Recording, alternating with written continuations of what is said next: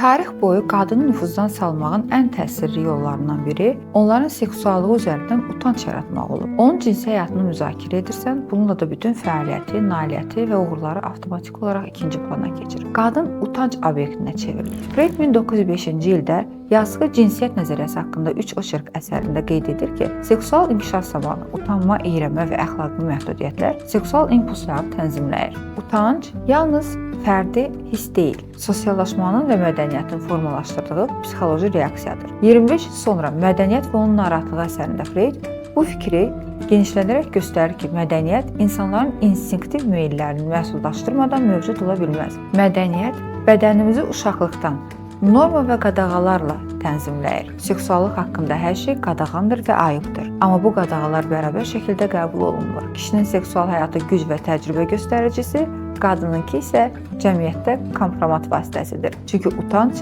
sosial nəzarətin ən güclü psixoloji alətlərindən biridir. Buna görə də bir qadının təhsilini, biliyini, əməyini, fəaliyyətini, xidmətini, uğurunu kölgədə qoymaq istəyəndə ən təsirli vasitə onun reputasiyasını seksuallıq üzərindən hədəf almaq olur. Belə hədəfə alınan qadınlardan biri haqqında növbəti videoda danışacağam.